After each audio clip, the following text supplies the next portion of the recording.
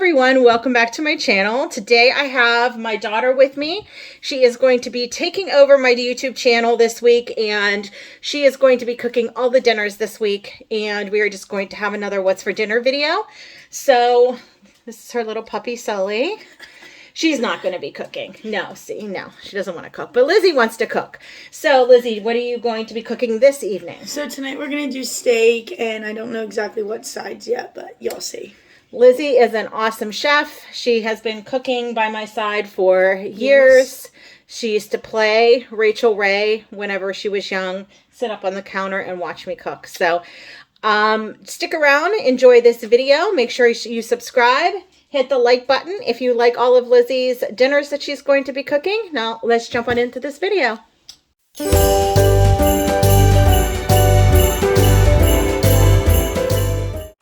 So for tonight's dinner, just like Liz said, that we're going to have some steak. So we have this cowboy ribeye steak that we're going to share.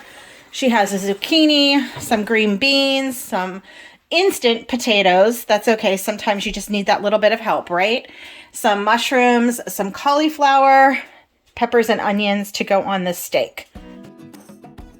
So here Lizzie is just slicing up the onions, the peppers, the mushrooms, and the zucchini. I am super happy to have her home. She loves to cook. This really makes my life so much easier, especially when I work full time. She just takes over in the kitchen with minimal help, and it's just a lifesaver when she is home, and I enjoy her cooking. So as you can see, she's slicing up all of these vegetables. She will saute the onions, peppers, and mushrooms, and roast the zucchini and the cauliflower. As far as seasonings for this, all she is doing is a little bit of olive oil, salt, pepper, garlic powder, onion powder, and I believe she put a little bit of paprika on these too. And she will roast them in the oven, I believe at 400 or 425 for about 10 to 15 minutes, and keep checking them.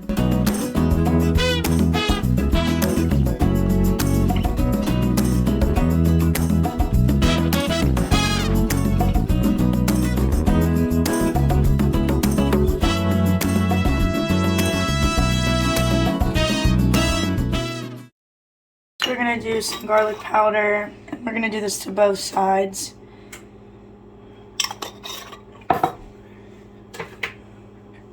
And then onion powder.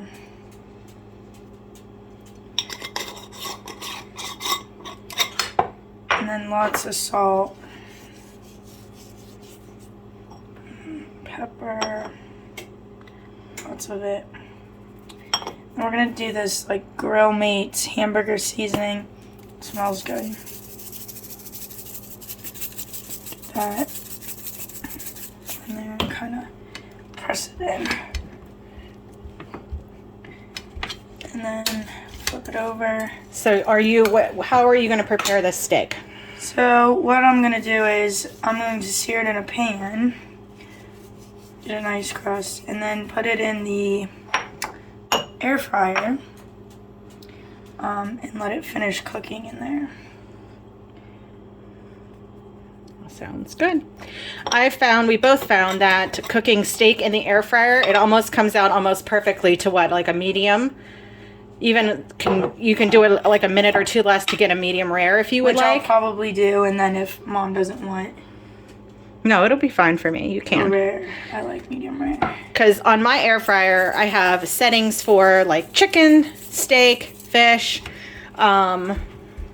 vegetables, fries, all of that. So I find that my air fryer cooks the steaks almost to the T, to a medium. But if you want a medium rare, like I said, about a minute or two less. And she's going to roast the vegetables at 375 for about 20 minutes.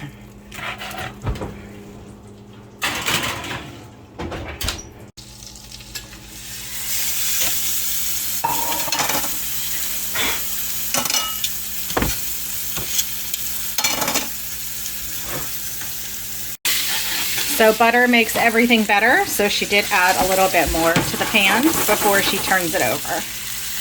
And she will also be frying up the onions, mushrooms, and green peppers in the same pan after she puts the steak in the air fryer.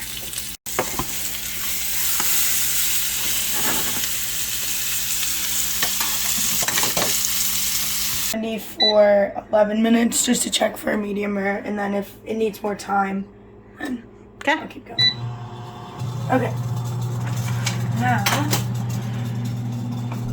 we're going to use more butter to roast the veggies. When she's home, she never skips on oil or butter. Nope. Right? Right. Whatever. Right, so get it in the pan. And then you're going to want to put the peppers in first and the onions because they take the longest. So you can add those together.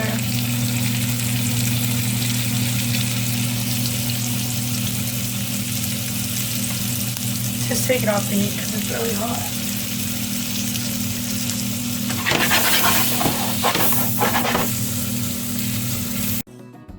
So here is the final spread. This was delicious. That we had enough for leftovers the next day.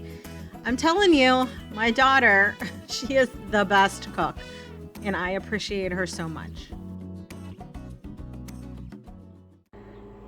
So tonight's what's for dinner. My daughter will be making chicken piccata. So what we're going to have with it is some angel hair pasta. And what else you will need are some thinly sliced chicken breasts, some capers, some flour, some chicken broth, and I have veggie broth that I made and was in my freezer, so we're going to use that. And probably the zest of the lemon and the lemon juice for the sauce. Maybe butter too? Yeah, we need that. Okay, butter too. So let's get started. So how are you seasoning the chicken? Alright, so I'm using a recipe off of Food Network, but it's not really asking for too much seasoning, but I like seasoning. So we're going to do pepper. This is a big piece. So it calls for pepper and salt, but I think we need a little bit more. So we're going to do onion, garlic, and parsley as well.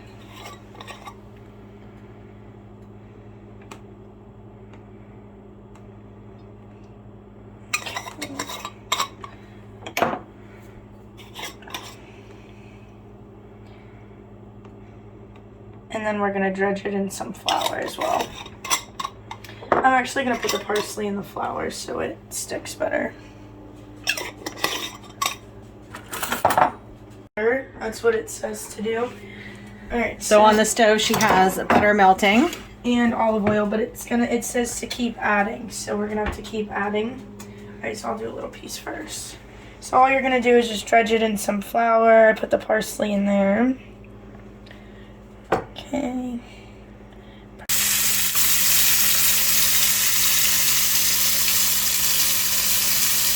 They're going to go back in when we make the sauce, so you don't want to fully cook them just yet so they're not overcooked. So this one might be done in about like 30 seconds just because it's so thin. I'm going to do the zest of one.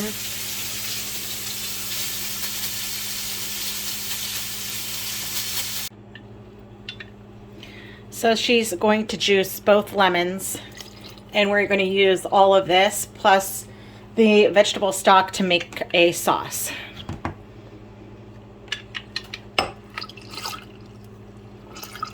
It says add the lemon juice and the stock and then capers. And she put the lemon juice and everything right back into the pan, so you get all those good bits and flavors from the chicken.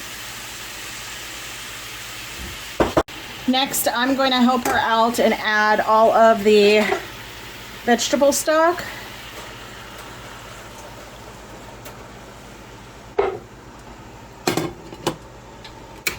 Add the capers. Add a couple more.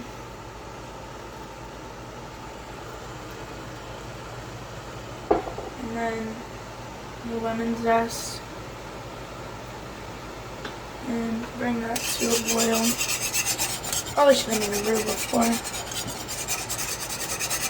At the end, she probably can add a little bit of butter after she removes the sauce off of the burner, so the sauce has a nice, like, silky glaze to it.